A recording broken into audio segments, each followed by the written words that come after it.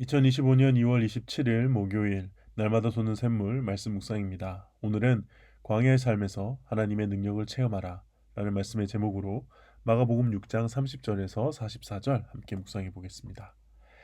사도들이 예수께 모여 자기들이 행한 것과 가르친 것을 낱낱이 고하니 이르시되 너희는 따로 한적한 곳에 가서 잠깐 쉬어라 하시니 이는 오고 가는 사람이 많아 음식 먹을 겨를도 없음이라. 이에 배를 타고 따로 한적한 곳에 갈새 그들이 가는 것을 보고 많은 사람이 그들인 줄 안지라. 모든 고을로부터 도보로 그곳에 달려와 그들보다 먼저 갔더라. 예수께서 나오사 큰 무리를 보시고 그 목자 없는 양 같음으로 인하여 불쌍히 여기사 이에 여러 가지로 가르치시더라. 때가 저물어 가매 제자들이 예수께 나와 여짜오되 이곳은 빈들이요 날도 저물어 가니 우리를 보내어 두루 촌과 마을로 가서 무엇을 사 먹게 하옵소서. 대답하여 이르시되 너희가 먹을 것을 주라 하시니 여짜오되 우리가 가서 200데나리온의 떡을 사다 먹이리이까. 이르시되 너희에게 떡 몇 개나 있는지 가서 보라 하시니 알아보고 이르되 떡 5개와 물고기 2마리가 더 있더이다 하거늘 제자들에게 명하사 모든 사람으로 떼를 지어 푸른 잔디 위에 앉게 하시니 때로 100명씩 또는 50명씩 앉은지라. 예수께서 떡 5개와 물고기 2마리를 가지사 하늘을 우러러 축사하시고 떡을 떼어 제자들에게 주어 사람들에게 나누어 주게 하시고 또 물고기 2마리도 모든 사람에게 나누심에 다 배불리 먹고 남은 떡 조각과 물고기를 12바구니에 차게 거두었으며 떡을 먹은 자는 5,000명이었더라. 아멘. 내용 관찰 1번입니다. 무리에게 먹을 것을 주라는 예수님의 말씀에 제자들은 어떻게 대답합니까? 37절에 보니까 우리가 가서 200데나리온의 떡을 사다 먹이리까라고 답을 하죠. 예수님이 너희가 먹을 것을 주라라고 말씀하셨고 제자들은 사실상 저희가 어떻게 그것을 할 수 있겠습니까?라고 반문을 한 것입니다. 어떻게 보면은 예수님이 제자들에게 무리한 시험을 한 것처럼 보이죠. 그러나 바로 이전에 예수님께서 제자들을 파송하시며 귀신 쫓는 권능까지 주시며 그들이 예수님과 동일하게 사역하게끔 그런 경험을 하게끔 허락하셨다는 사실을 기억해야 됩니다. 그래서 이 제자들이 조금만 더 깊게 생각했다면 바로 이전에 자기에게 그런 권능을 통해서 놀라운 일들이 일어났다는 것을 떠오른다면 지금 이 모습보다는 훨씬 더 믿음으로 제자들이 반응할 수 있었다는 사실 우리가 기억해야겠죠. 내용 관찰 2번입니다. 예수님께서는 떡 5개와 물고기 2마리로 어떤 기적을 베푸십니까? 우리가 너무 잘 알죠? 5,000명, 남자만 5,000명입니다. 여자까지 포함하면 10,000명에서 20,000명 넘었을 것으로 보입니다. 여자와 아이들까지 포함하면요. 다 배불리 먹게 되었다.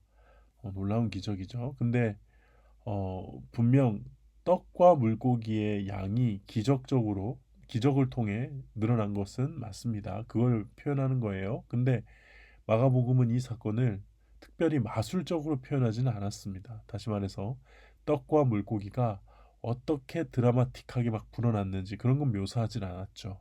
그리고 사람들이 그걸 보면서 막 놀라워하는 장면도 등장하지 않아요. 그냥 예, 축사하시고 떡을 떼어 나눠주시고 나누니까는 다 배불리 먹게 되었다. 예, 그렇죠. 그게 놀라운 겁니다. 그러니까 다시 말해서 이 사건을 볼 때 우리가 무엇에 집중해야 되는가? 기적의 기적, 이 참 놀라운 일이 일어난 부분, 이게 어떻게 가능했나? 거기에 주목하는 것이 아니라 이 사건을 통해 주고자 하는 메시지가 무엇인가 하는 것에 우리가 더 집중해야 되는 것이죠. 연구와 묵상입니다. 예수님께서는 왜 먼저 제자들에게 먹을 것을 주라고 하십니까? 이게 요한복음에 보면은 조금 뉘앙스가 다르긴 한데 그 의도를 좀 알 수가 있어요.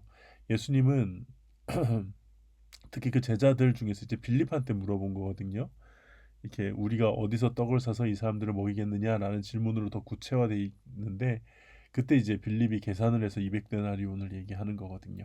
근데 그때 뭐라고 요한이 그 예수님의 마음을 알고 묘사를 하냐면 요한복음이 이렇게 말씀하심은 친히 어떻게 하실지를 아시고 빌립을 시험하고자 하심이라. 여기서 오병이어의 중요한 목적이 하나가 나오죠. 예수님이 이 오병이어를 통해서 제자들을 시험하려고 하셨다는 겁니다. 왜 예수님이 시험을 하셨던 것일까요? 그것은 예수님이 제자들로 하여금 영적으로 더 성숙해지는 것을 예수님은 그걸 원하셨기 때문에 그것을 보고자 하시는 마음으로 이런 시험을 하신 것이죠. 그러므로 제자들이 이 신비한 기적에 흥분하기보다 내가 어떻게 믿음으로 예수님께 반응했어야 했을까? 이거를 뒤늦게라도 깨닫게 하기 위해서 우리 주님께서는 그 오병이어 기적 이전에 이렇게 시험하시고 제자들을 떠보시고 물어보시고 말씀을 하신 것이죠. 또 무엇보다 이 오병이어가 주는 메시지가 되게 중요합니다. 그냥 많은 떡들을 먹였다가 끝이 아니고요. 결국 우리 예수님이 하늘로부터 내려오는 만나와 같은 생명의 떡이다. 이 떡을 먹어야 우리는 영원히 살 수 있다. 이 메시지, 이게 요한복음에 잘 나와 있죠. 궁극적으로는 이 메시지를 위해서 이 오병이어 기적을 그리고 이 제자들을 시험한 것까지 다 포함해서 예수님께서 행하신 것이죠. 제자들이 불가능한 것을 가능하게 만드시는 예수님의 능력을 의지하길 원하신 모습에서 무엇을 느낍니까? 오병이어 사건은 예수님께서 일으키신 유명한 기적 이야기죠. 우리는 언제나 이 이야기의 놀라움에 주목하려고 합니다. 그런데 성경은 오늘 본문도 보시면 알겠지만 의외로 담담하게 이 기적의 순간을 묘사하고요. 그리고 그 전에 제자들에게 시험하셨다는 사실을 주목합니다. 그러니까 예수님이 제자들을 떠보시며 제자들의 반응을 살피신 것이죠. 그리고 제자들의 반응은 믿음 없어 보이긴 했지만 상식적입니다. 에이 예수님, 저희가 어떻게 이들을 다 먹입니까? 예수님이 제자들을 시험하시는 이 장면에서 예수님이 바라시는 이 제자들의 모습이 있지 않았을까? 먼저 예수님처럼 제자들은 그들을 목자 없는 양처럼 불쌍히 여기어야 하지 않았을까? 그리고 구약의 선지자 엘리사가 했던 그 기적들, 말씀을 통해서 떠올리며 엘리사보다 더 위대한 메시아로서 예수님께서 기적을 베풀어 주시기를 구해야 하지 않았을까? 예수님께서 나에게 바라시는 것이 있다는 사실, 나의 반응을 요즘 안 적혔는데 기대하시고 내가 이렇게 반응해 주기를 바라시는 마음에 이런 식으로 시험하고 물어보고 떠보시는 거 아니었을까? 그런 생각이 들면서 주님이 나에게 바라시는 것이 있다. 이 사실을 좀 진중하게 생각해 보게 되었습니다.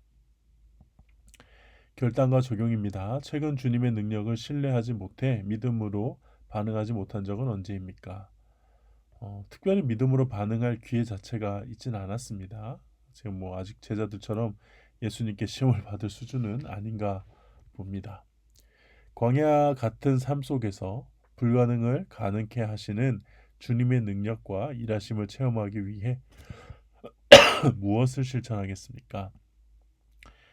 근데 이게 체험이 목적이 돼서는 안 된다고 생각해요. 오늘 이 결단과 적용 질문이 별로 좀 와닿지가 않는데 주님의 능력을 체험하는 것이 목적이 되면 잘못된 것입니다.